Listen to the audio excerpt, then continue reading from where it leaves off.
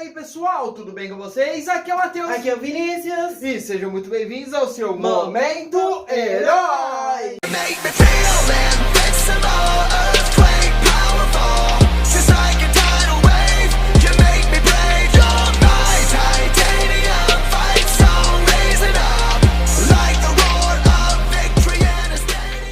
Hoje nós vamos falar do mais novo filme dessa franquia que, bom, divide opiniões. Isso porque muita gente odeia e pouquíssima gente ama, não é mesmo? É óbvio que estamos falando de Nanatsu no Taizai, A Fúria de Edimburgo, parte 1. Exatamente, Vini. Bom, mas antes de tudo eu gostaria de pedir que você se inscreva aqui no canal e já deixe o seu like. Lembrando que a inscrição é gratuita e você pode se desinscrever a hora que você quiser. Aproveitando, deixa você que é inscrito aqui no canal, por favor, chame mais uma pessoa para assim a gente bater na nossa nova meta de 2.000 inscritos. E agora, sem mais delongas, vamos para uma pequena sinopse. O novo filme de Nanatsu no Taizai, A Fúria de Edimburgo, parte 1, se passa após os eventos da quarta temporada do anime, que seria o Julgamento do Dragão, onde vemos os 7 pecados capitais vivendo tranquilamente em seus respectivos reinos, numa época de paz. E bom, a história ela é protagonizada pelo filho do Meliodas com a Elizabeth, o Tristan, que é o príncipe de Lyones, por assim dizer. E bom pessoal, ele é um garoto que ultimamente está tentando atender às expectativas dos seus pais e também, é claro, atender às expectativas do seu reino. Só que infelizmente ele é obrigado a deixar isso tudo de lado quando um novo inimigo aparece, que acaba amaldiçoando a sua mãe, a Elizabeth, e também acaba ameaçando os demais reinos. Então Tristan é obrigado a partir em uma jornada para salvar a sua mãe e também os outros reinos. Falando mais abertamente sobre esse filme, ele nos apresenta uma história que se assemelha muito à jornada do herói, com uma trama aceitável e personagens mais ou menos. E essa parafernália toda aqui foi dirigida por esses diretores aqui, que são o Noriyuki Abe e o Bob Shirata. Desculpa a pronúncia. Não. Pede desculpa não, cara. Não pede desculpa não. Não pede. Porque, pelo amor de Deus. Olha, eu falo como fã de Nanatsu no Taizai. Nós somos muito fãs. Somos fãs.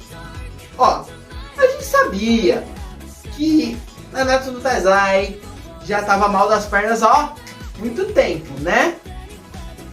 E, bom, com a chegada desse filme aqui, a gente esperava que seria uma coisa mais ruinzinha, mediana, questionável. Mas a gente não esperava que fosse tão ruim assim, gente. Porque é o seguinte, galera, olha só o que é. Além da história ser fraca, É um pouquinho fraco. não, um pouquinho elogio, irmão. É fraca mesmo. Ela usa e abusa dos clichês, pessoal. Tem clichê a rodo nessa história. O mais evidente deles é aquela história do filho do grande herói, que é aquele garoto que não quer seguir os passos do herói, ele quer encontrar o seu próprio caminho, mas assim, devido ao acontecimento do roteiro, ele é obrigado a seguir a mesma história do pai. Goku e Gohan, que eu diga, gente. Exatamente, pessoal. É bom, eu não tô dizendo que usar clichês numa obra não seja uma boa ideia. É, funciona até, se for bem trabalhado até funciona, é legal. É legal. Só que nem isso nesse filme eles conseguiram trabalhar. É. Bom, aproveitando que tu tá metendo pau no filme, vamos falar dos pontos negativos. Porque primeiro a gente tem que falar do CGI e da computação gráfica. Porque assim, Nanatsu no Taizai queria inovar o seu jeito de animação com o 3D, tipo o que fizeram no Dragon Ball Super Hero. E, gente, olha, Dragon Ball Super Hero já é ruim. já é ruim.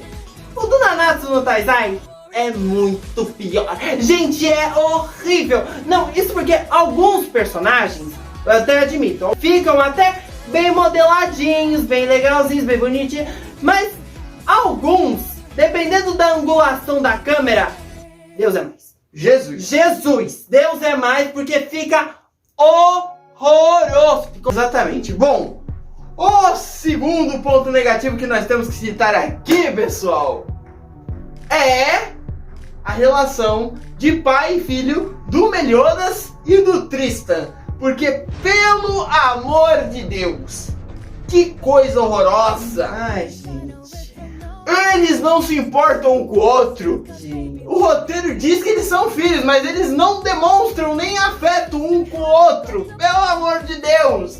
E, bom, a maior parte disso se dá pelos diálogos entre os dois, que são o quê? 2 linhas de diálogo, nem isso, e são rasas, Sem sentimento nenhum. sim. E o que nos leva também ao terceiro ponto negativo que eu não gostei, que são os diálogos desse filme serem incrivelmente rasos e sem emoção nenhuma. Gente, é tão vazio. Bom, nosso quarto e último ponto negativo é sobre os conflitos que aparecem na trama serem resolvidos como um passe de mágica.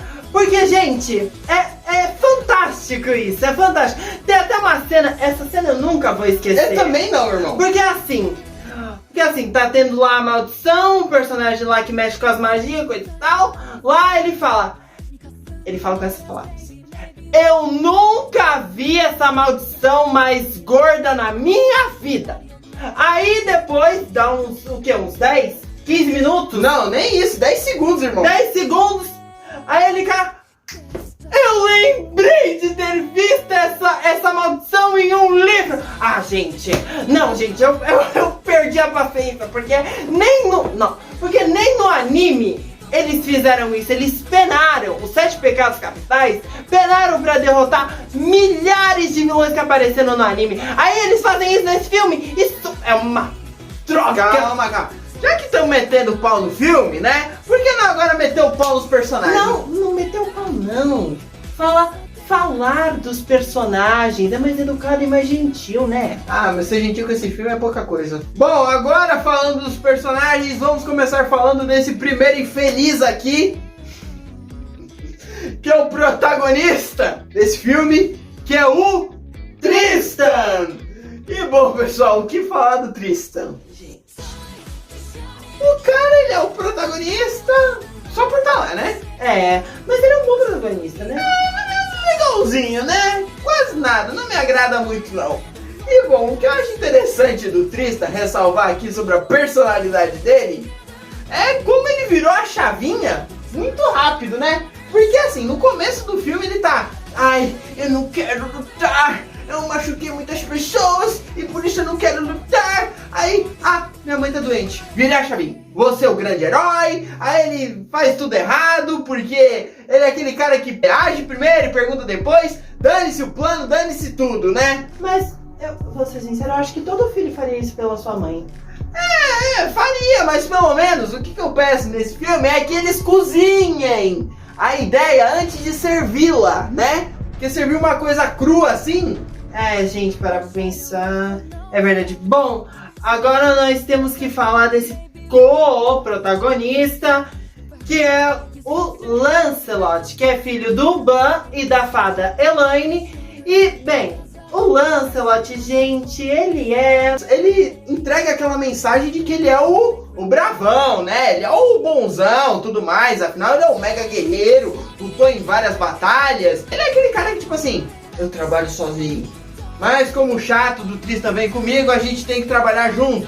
E, bom, eles sempre vão de encontro um com o outro, eles se embicam muito. E é aquele clichê, né, dos caras que se embicam muito, mas daqui pra frente, quem sabe até na parte 2, eles viram amigos, né? Gente, é um clichêzinho, né? Mas enfim, agora a gente tem que falar da mãe do Tristan, que é a nossa eterna mocinha em perigo de Nanatsu no Taizai, que é a Elizabeth.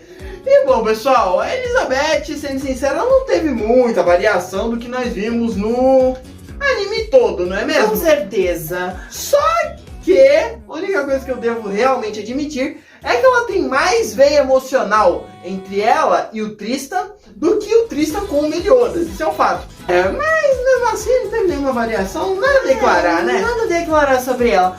Bem, agora a gente tem que falar desse personagem que, bom, já foi melhor. Já foi muito melhor, ele deixou a desejar nesse filme, que é o Meliodas. E bem, gente, se vocês esperam aquele Meliodas lindo, maravilhoso, cativante da primeira e da segunda temporada de Nanatsu no Taizai, você vai ficar decepcionado.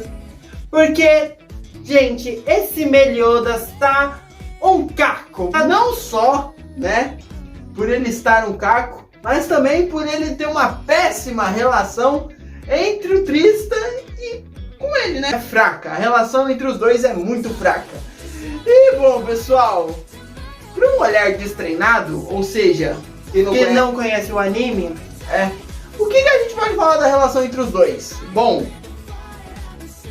o Meliodas é um pai ausente, que cobra o filho de uma maneira fenomenal e que não quer e nem se importa em ter um laço afetivo com seu próprio filho. Gente, onde já se viu? É o Meliodas, caramba! Olha, a gente conhece a história, sabe que ele tem um maior apreço pelo seu filho, mas cara... Nesse filme não, a gente não sente isso. Ai, ai. Agora, para encerrarmos, nós temos que falar do grande vilão do filme, que é o Death Pierce. E bom, pessoal, o Death Pierce... Gente, o Death Pierce, ele é um dos poucos personagens dessa trama que tem profundidade, se não o único, gente. Porque ele tem a sua motivação, ele é profundo, ele é intenso e isso foi uma inovação. Afinal, os produtores pegaram um personagem tão irrelevante para as temporadas de Nanatsu no Taizai e tornaram ele um vilão tão irreverente, tão imponente e tudo mais. Eu gostei do que eles fizeram com esse cara aí, né? Com certeza. Agora tem gente que vai falar: ah, por que vocês não estão falando dos 7 pecados capitais? Gente, eles nem chegam a aparecer no filme inteiro. Sem falar que uma rara exceção que é o Golter, né? É, porque o Golter, ele é meio que o mentor do Tristan. Então... é quase isso, né? Não tem muito o que falar sobre eles, né? Bom, agora vamos para os quesitos mais técnicos. Agora indo para os quesitos mais técnicos. A animação horrível, questionável. Isso porque, como já dito anteriormente, a animação tem sim alguns pontos altos, tem alguns personagens que são bem esculpidos, coisa e tal, bem modelados. Só que dependendo do ângulo da câmera, os personagens ficam com feições medonhas. Horríveis. Exatamente. Sem falar que ela também tá repleta de bugs, a animação também é bem lagadinha, coisa e tal. E não é legal, desvaloriza o filme. Bom, cenas de ação? Elas sim são o ponto alto desse filme. Elas têm personalidade, elas têm carisma, elas são frenéticas. Eu gostei muito das cenas de ação. Bom, um fato interessante sobre a animação em 3D é que ela dá uma dimensão maior do que seriam as lutas no anime. Porque a animação em 2D não dá certas dimensões que a animação 3D é diferente. Dá uma certa dimensão, isso é muito legal. Bom, agora uma área que eu gosto, que são os figurinos. Gente, os figurinos desse filme inovaram e não inovaram ao mesmo tempo. O único que fez alguma diferença foram os figurinos do Tristan, que ficou uma roupinha mais de príncipe, o cabelinho dele é muito legal, as botinhas, as espadas. Maravilhoso, gostei do figurino do Tristan. Mas uma coisa que eu reclamo de Nanatsu no Taizai é que, cara, o filme se passa numa época medieval. Então assim, você acha que as meninas usariam decotes largos, algumas até quase sem roupa? Você acha? É, tem um ponto. Mas, mano, é Nanatsu no Taizai, cara. Tu esperava o quê? Ah, pensando bem, é verdade. Dá uma modernizada também, né? Parar pra pensar a visão do artista, né? Enfim. Bom, considerações finais. O filme é bom? Não. Recomendamos esse filme pra você? Não. Isso porque das duas uma. Primeiro, o filme ele tem um público específico que é pra fãs, não é mesmo? Então se você não conhece nada de Nanatsu no Taizai, você vai ficar meio boiando na história, perdidinho, não é mesmo? Outra coisa também, se você que é fã de Nanatsu no Taizai, né, e já se torturou o suficiente com as 2 últimas temporadas de Nanatsu, bom, aqui vai uma dica pra você, cara. Não torture mais o seu coração com esse filme, porque esse filme vai ser uma facada no meio dele. Pelo amor de Deus. E sem falar que vai ter bastidores, gente. Jesus Cristo. Bom, Então é isso, né? é isso, gente. Eu espero que vocês tenham gostado desse review aqui. E eu queria pedir que se você gostou de nós e gostou do vídeo, deixe seu like, se inscreve, compartilha e ative o sininho para não perder as notificações. E se você não gostou, não dá dislike. Compartilha com seu filho, compartilha com a sua filha. Nós temos certeza que eles vão gostar. Até a próxima e tchau!